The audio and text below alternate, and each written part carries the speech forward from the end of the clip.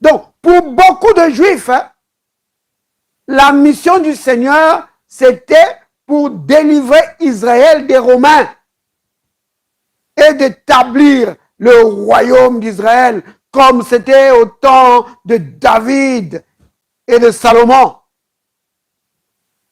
Vous voyez? Parce qu'ils étaient occupés, dominés par les Romains. Et ça pesait vraiment sur le peuple. Et quand le Seigneur est apparu avec son ministère, ils ont dit, voilà, Dieu nous envoie quelqu'un pour nous libérer maintenant. Bienvenue à la table du Seigneur. Ouais. Luc 24, verset 1. Donc, le premier jour de la semaine, elles se rendirent. Donc, quand on dit elles là, de qui on parle?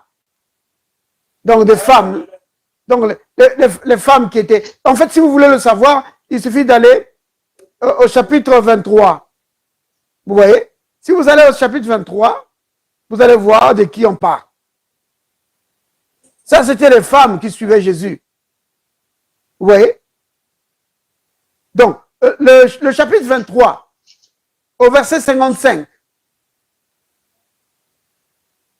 on dit, les femmes qui étaient venues de la Galilée avec Jésus, accompagnées à Joseph, virent le sépulcre et la manière dont le corps de Jésus y fut déposé.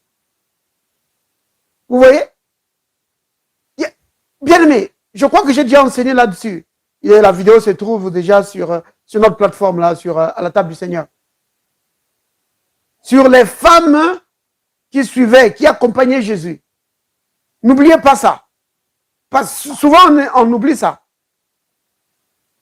Donc, il y avait vraiment un groupe de femmes qui étaient là, qui assistaient vraiment le ministère du Seigneur. Donc, il n'y avait pas que des hommes, il y avait aussi des femmes. Pas une seulement ou deux, non, il y en avait plusieurs. Alors, les femmes qui étaient venues de la Galilée avec Jésus, accompagnées à Joseph, virent le sépulcre et la manière dont le corps de Jésus y fut déposé. Et s'en étant de retourner, elles préparèrent des aromates, des parfums, puis elles se reposèrent le jour du sabbat, selon la loi. Donc ça, c'est la fin du chapitre 23. Maintenant, le chapitre 24 continue l'histoire, parce que souvenez-vous que quand les évangiles, quand on écrit les évangiles, on n'a pas écrit ça en chapitres. Vous comprenez? C'est après que, pour des raisons de référence, on a divisé ça en chapitres et en versets. Donc, chapitre 24, verset 1. Le premier jour de la semaine, elles se rendirent au sépulcre de grand matin, donc de bon matin, portant les aromates qu'elles avaient préparés. Elles trouvèrent que la pierre avait été roulée devant le sépulcre, donc devant la tombe. Et étant entrées, elles ne trouvèrent pas le corps du Seigneur Jésus. Comme elles ne savaient que penser de cela, voici deux hommes leur apparurent en habits resplendissants. Saisies de frayeur, elles baissèrent le visage contre terre. Mais ils leur dirent, pourquoi cherchez-vous parmi les morts celui qui est vivant? Alléluia. Donc, ça c'est la première nouvelle, la bonne nouvelle qu'on donne. Pourquoi est-ce que vous cherchez parmi les morts celui qui est vivant? Ils ont dit, c'est Dieu, oh, il est vivant. Verset 6. Il n'est point ici, mais il est ressuscité. Maintenant, écoutez la parole des anges. Il dit, souvenez-vous de quelle manière il vous a parlé lorsqu'il était encore en Galilée. Souvenez-vous. Oh bien-aimé, ce n'est pas seulement ces dames-là qui devaient se souvenir. Nous, les chrétiens de cette génération, nous devons nous souvenir des paroles du Seigneur. Comment il a parlé? Qu'est-ce qu'il disait? Pas seulement sur sa résurrection, mais sur son ministère, sur ce qu'il devait faire, sur sa présence en nous et avec nous. Oui, sur la façon dont nous sommes liés avec lui. Nous devons nous souvenir de ces choses. Regardez ici. Verset 6. Donc, ils ont dit, il n'est point ici, il est ressuscité. Souvenez-vous de quelle manière il vous a parlé lorsqu'il était encore en Galilée. Verset 7. Et qu'il disait, il faut que le Fils de l'homme soit livré entre les mains des pécheurs, qu'il soit crucifié et qu'il ressuscite le 3e jour. Et elles se ressouvinrent des paroles de Jésus. Vous avez vu? Les anges ont joué un grand rôle là.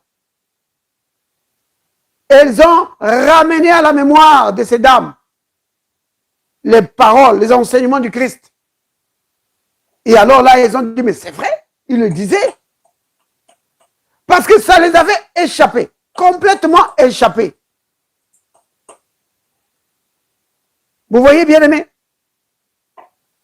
Les paroles du Christ avaient échappé à ces dames. Alors,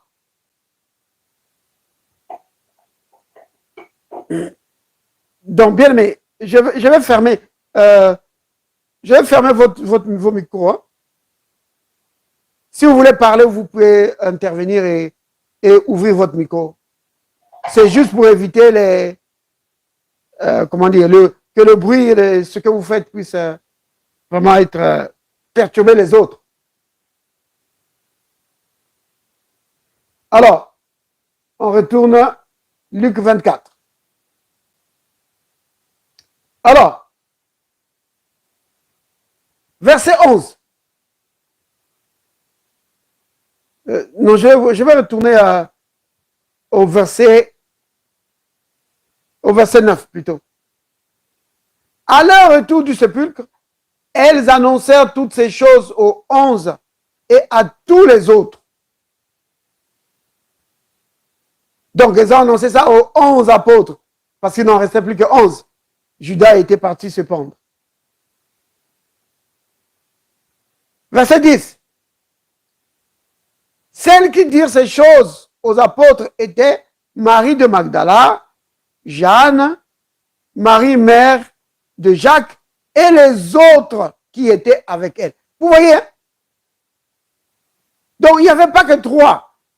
Parfois, dans les films sur la résurrection du Christ, on montre 3 dames. Mais ici, on dit qu'il y avait Marie de Magdala, il y avait Jeanne, il y avait Marie, mère de Jacques, ça fait déjà 3 dames, et les autres qui étaient avec elle. Vous voyez? Comme je vous disais tout à l'heure, bien aimé, il y avait beaucoup de femmes qui accompagnaient Jésus, qui assistaient le Seigneur dans son ministère. Il y avait souvent vraiment une grande foule. Et alors, pour prendre soin de tout ce monde-là, il fallait vraiment une organisation. Donc, il y avait les 12 apôtres qui étaient là, mais il y avait les autres.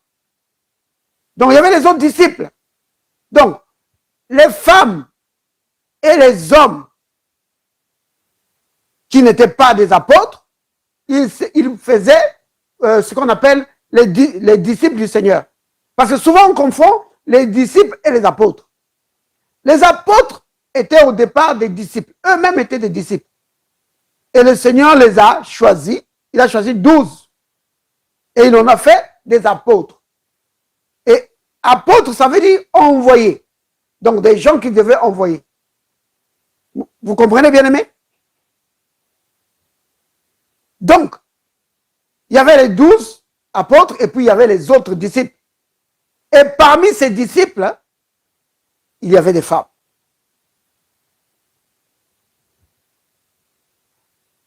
Alors, maintenant, elles ont rencontré ce qu'elles avaient vu au tombeau de Jésus.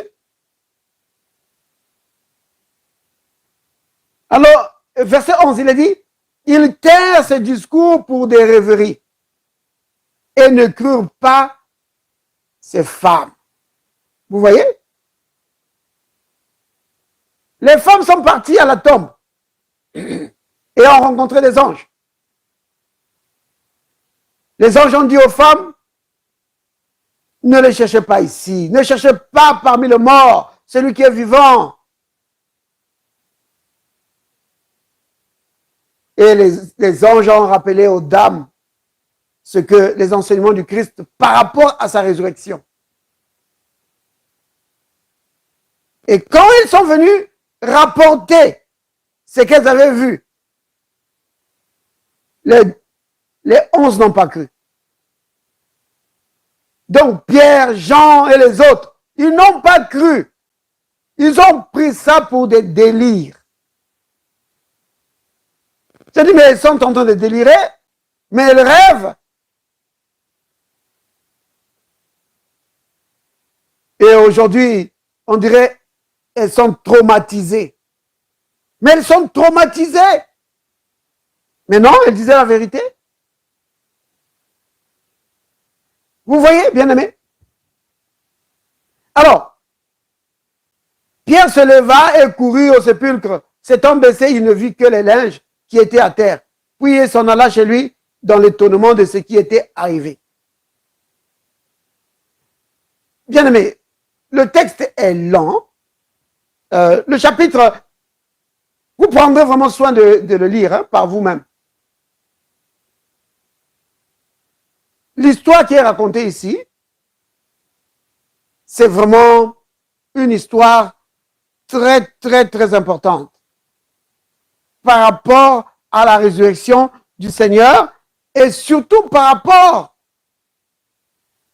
à la foi des disciples du Seigneur. Donc, quand je dis les disciples, il faut comprendre les apôtres, les 11 apôtres et les autres. Parce que tous sont des disciples du Seigneur, apôtres ou pas. Ils avaient un problème. Tous pensaient que Jésus était mort et bien mort. Ils étaient là, ils l'avaient vu, mort.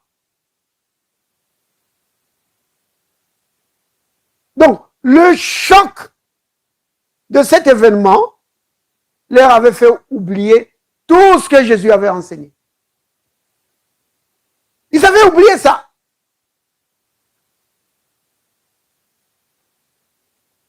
Maintenant, regardez. Verset 13. Ce même jour, 2 disciples allaient à un village nommé Emmaüs, éloigné de Jérusalem de 60 stades. Regardez maintenant. Ils s'entretenaient de tout ce qui s'était passé. Ils s'entretenaient de tout ce qui s'était passé. De quoi parlait-il? Eh bien, nous allons bientôt le savoir. Continuons de lire.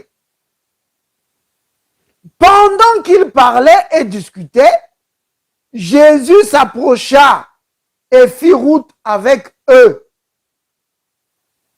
Est-ce qu'ils l'ont reconnu? Non. Mais, verset 16, mais leurs yeux étaient empêchés de le reconnaître. Maintenant, il leur dit, de quoi vous entretenez-vous en marchant pour que vous soyez tout tristes? Bien-aimés, retenez ce passage. Retenez ce verset. Retenez ce verset. De quoi vous entretenez-vous en marchant pour que vous soyez tout triste? Vous avez vu ça, bien-aimé? De quoi parlez-vous? La question du Seigneur ici, bien-aimé, il ne faut pas juste prendre ça comme une question pour savoir un peu quel est le sujet qu'ils abordaient. Non. Le Seigneur voulait faire réaliser à ses disciples teneur de leur conversation. Il voulait leur montrer que si vous êtes triste, c'est à cause de la façon dont vous parlez des événements qui sont arrivés. Vous voyez? Et comment parlait-il des événements qui étaient arrivés? Ben, il suffit de lire plus bas, vous allez voir. Verset 18. L'un d'eux, nommé Cléopas, lui répondit: es-tu le seul qui, séjournant à Jérusalem, ne sache pas ce qui est arrivé ces jours-ci? Qu'est-ce que le Seigneur dit? Quoi? Qu'est-ce qui est arrivé de si grave pour que vous soyez si triste?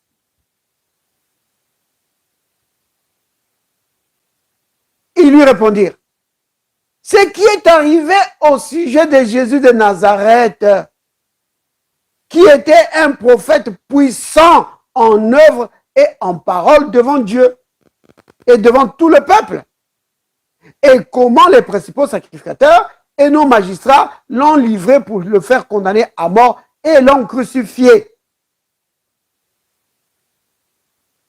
Écoutez le verset 21. Nous espérions que ce serait lui qui délivrerait Israël.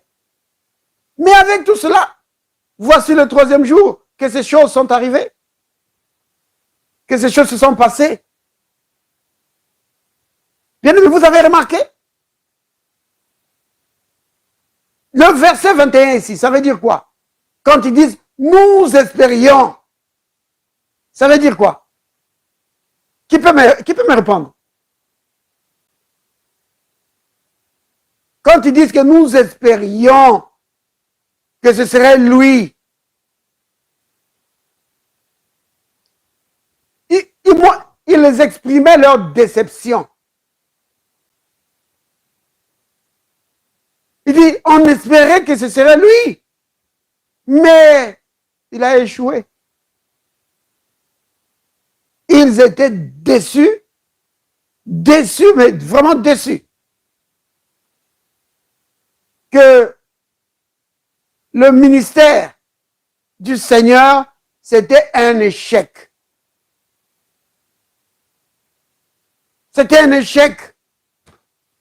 Et il disait qu'on avait tellement d'espoir dans ce ministère. On se disait maintenant, c'est fini, Dieu va nous délivrer. Mais c'est échec total. Oh là là, comment s'est trompé? Échec total. Bien-aimés,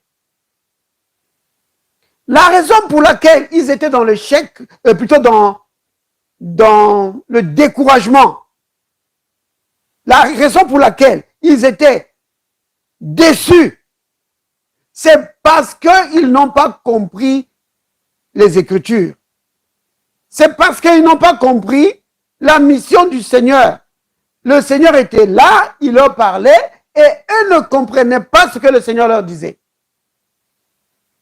Pour beaucoup de Juifs, parce que souvenez-vous bien aimés, que les disciples du Seigneur ici, c'était des Juifs. Hein? Donc, pour beaucoup de Juifs, hein, la mission du Seigneur, c'était pour délivrer Israël des Romains et d'établir le royaume d'Israël comme c'était au temps de David et de Salomon. Vous voyez? Parce qu'ils étaient occupés, dominés par les Romains. Et ça pesait vraiment sur le peuple. Et quand le Seigneur est apparu avec son ministère, ils ont dit, voilà, Dieu nous envoie quelqu'un pour nous libérer maintenant. Vous voyez? C'est pourquoi ils disent ici, nous espérions que ce serait lui qui délivrerait Israël. Délivrer Israël de quoi? De ses péchés? Non. Des Romains. C'est ce qu'ils pensaient. Et puisqu'ils avaient mal compris la mission du Seigneur, quand le Seigneur a été vraiment mis à mort, ils étaient complètement déçus, découragés. Vous voyez, bien-aimés? Donc, ils ne comprenaient pas les Écritures. Ils ne comprenaient pas le rôle du Messie. Vous voyez, ils avaient leur propre projet et il y avait le projet de Dieu. Et ils pensaient que Dieu allait se conformer à leur projet, à eux. Tout ce qu'ils avaient en tête, c'est les projets que eux avaient. Et ils pensaient que Dieu allait accomplir ça, que Dieu allait vraiment par sa puissance terrasser les Romains et puis libérer Israël. Et après le libérateur qu'ils attendaient, en fait, ils le voyaient comme vraiment Moïse, quoi. Que oui, avec la puissance comme Moïse, il va nous délivrer, comme Moïse a sorti nos ancêtres de l'Égypte. Oui, cet homme avec sa puissance, il va nous délivrer des Romains et les Romains vont fuir, ça sera terminé. C'est ce qu'ils pensaient. Mais ce n'était pas ça le plan de Dieu. Puisqu'ils avaient cette façon de penser, puisqu'ils avaient cette croyance-là, ils ne pouvaient pas comprendre le plan de Dieu. Même quand le Christ, parce que souvenez-vous bien aimés, ces gens ont été sous le ministère de Jésus et Jésus les a enseignés. Mais malgré l'enseignement que le Christ leur a donné, ils n'avaient pas compris. Qu'est-ce qui les empêchait de comprendre? Leur projet qu'ils avaient. Et ils avaient leur vision. Tout ce que le Seigneur disait, ça allait passer par la tête, au-dessus de la tête. Vous voyez? C'est vraiment important, bien aimé. Donc, ça c'est la réunion de mercredi. Donc, je ne vais pas aller vraiment en profondeur, mais je voulais juste prendre 2 points dans tout ce qu'on vient de lire ici. Le premier point, que j'ai souligné ça tout à l'heure, c'est que faites attention aux conversations que vous avez. Quand une situation arrive, fais attention à la façon de parler de cette situation. Ça va déterminer ta position. C'est bien aimé ici, ils étaient complètement tristes. Parce que les événements qui étaient arrivés, ils les comprenaient mal. Ils se disaient, oh, il a échoué, oh, notre libérateur, on l'a tué. C'est comme s'il a perdu sa puissance. Oh là là, quel échec. Oh, vous voyez? Parce qu'ils parlaient comme ça, ils étaient tout tristes. En fait, les 2 points sont liés. La raison pour laquelle ils parlaient comme ça, c'est parce qu'ils ne comprenaient pas le plan de Dieu. Vous voyez? Ils ne comprenaient pas le plan de Dieu. Ce que Dieu était en train de faire, eux ne comprenaient pas ça. Et comme j'ai dit tout à l'heure, la raison pour laquelle ils ne comprenaient pas, c'est parce qu'ils avaient leur propre façon de penser par rapport à l'œuvre de Dieu, par rapport au plan de Dieu. Ils avaient leur propre façon de penser. Vous comprenez pourquoi, bien aimé, c'est important pour le chrétien d'avoir une, comment dire, d'avoir l'intelligence complètement renouvelée. La Bible dit, dans Romains, au chapitre 12, Romains 12, bien aimé, je vais bientôt m'arrêter, hein, parce que je ne vais pas vous garder longtemps. On pourra continuer plus tard. Donc, dans Romains 12, la Bible dit que ne vous conformez pas au siècle présent. Donc, c'est ça, c'est le verset 2. On dit, ne vous conformez pas au siècle présent, mais soyez transformés. Soyez métamorphosés. Comment ça? Par le renouvellement de votre intelligence. Vous voyez? Le renouvellement de l'intelligence amène la transformation. Et comment l'intelligence est renouvelée? Par la parole. Quand tu écoutes la parole de Dieu et que tu laisses la parole de Dieu vraiment influencer, façonner ta façon de voir, ta façon de comprendre, alors ça change complètement tout. Donc, quand tu écoutes la parole, quand tu la médites, ta façon de voir les choses commence à changer. Ce n'est pas quelque chose qui se fait d'une manière subite. Ce n'est pas du jour au lendemain, bien-aimé. Ça prend du temps.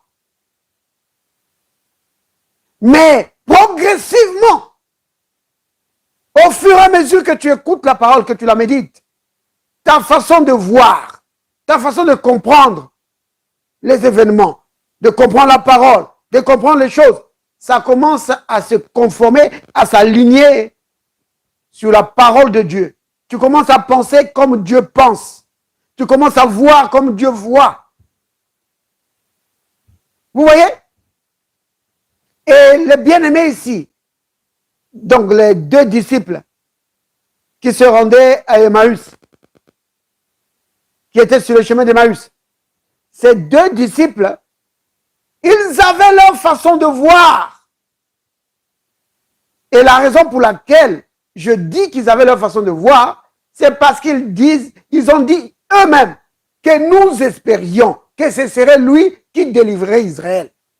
Mais le Messie n'était pas venu pour ça. Vous comprenez?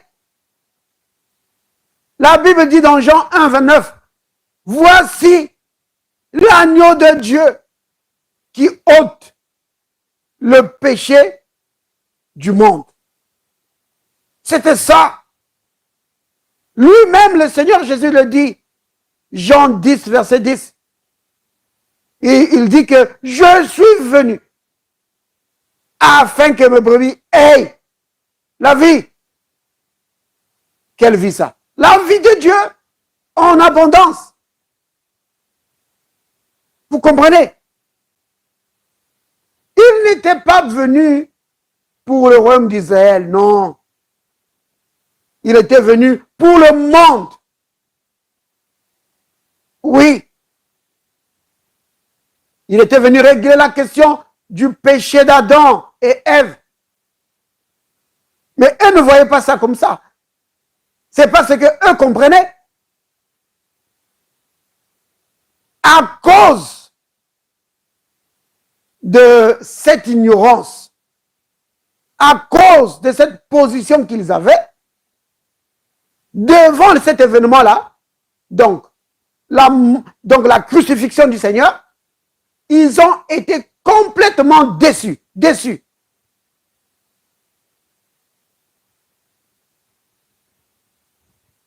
C'est vraiment important de comprendre la parole. Quand vous avez une bonne compréhension de la parole, alors vous savez comment affronter les situations.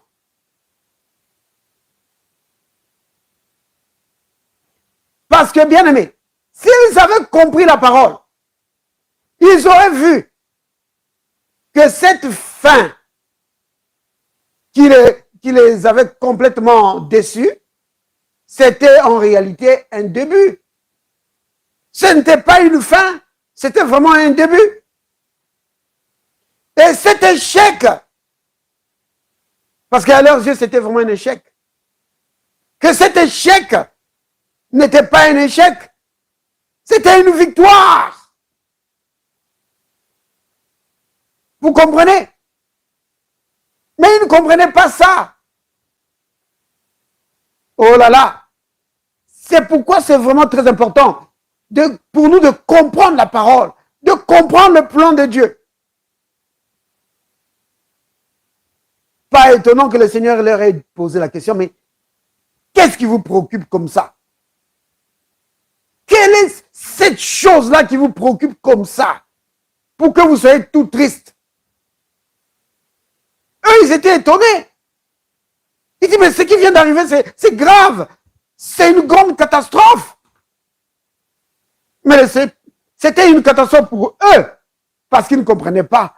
Mais le Seigneur, lui, il savait ce qu'il faisait. C'était la victoire. Aujourd'hui, pour nous, c'est facile de parler dans ces termes-là. Mais il faut se mettre à leur place. Que le disciple n'avait vraiment pas de lumière, de compréhension sur les événements qu'il vivait. C'est pourquoi ils étaient complètement désarçonnés, déboussolés. Les femmes viennent leur dire que le Messie est ressuscité. Ah non, madame, vous rêvez. On l'a vu, il était mort, bien mort. On l'a mis dans la tombe. Vous délirez, madame. Vous voyez? Déçu. Oh, bien-aimé. La révélation de la parole de Dieu, c'est capital. Ça te fortifie ta foi et ça te permet d'affronter les événements de la vie en vainqueur. Vous comprenez, bien-aimé? Quand tu ne comprends pas la parole de Dieu, ta foi est faible. Parce que, souviens-toi, bien-aimé, que la force de ta foi, la robustesse de ta foi dépend de la révélation, de la compréhension que tu as de la parole. Si ta compréhension de la parole n'est pas profonde, ta foi sera faible.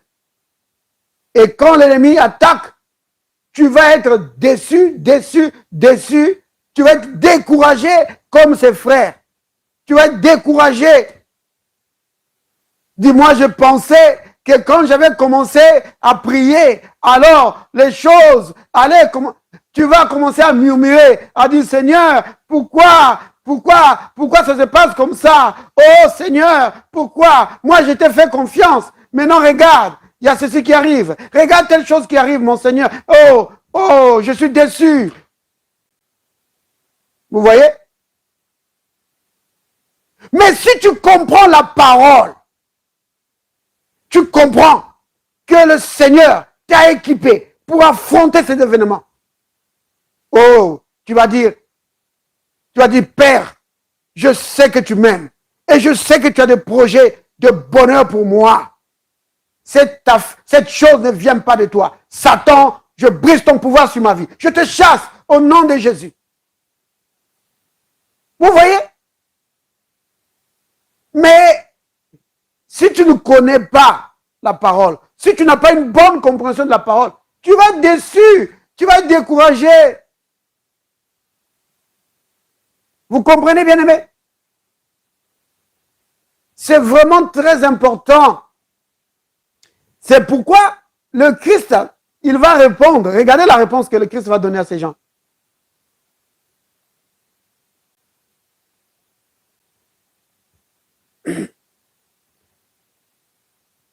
Jésus leur dit, là j'ai sauté beaucoup de versets, hein, parce qu'ils vont raconter beaucoup de choses au Seigneur.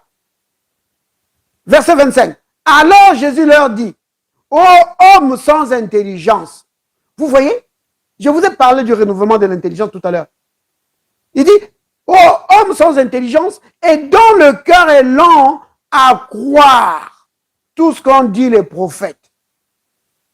Ne fallait-il pas que le Christ souffrisse ces choses et qu'il entra dans sa gloire? Vous voyez? Ils ne comprenaient pas.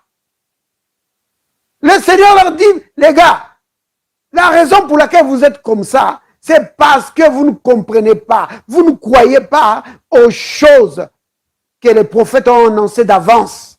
Que le Messie devait passer par là, il devait souffrir la mort, et il devait ressusciter et entrer dans sa gloire. Mais ils ne comprenaient pas ça. Alors, là maintenant le Seigneur va faire quelque chose.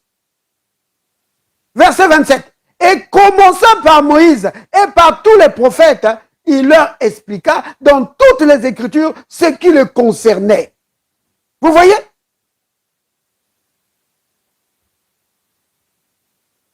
Le Seigneur a compris tout de suite que la raison pour laquelle ses disciples étaient complètement abattus, découragés, c'est parce qu'ils ne comprenaient pas la parole.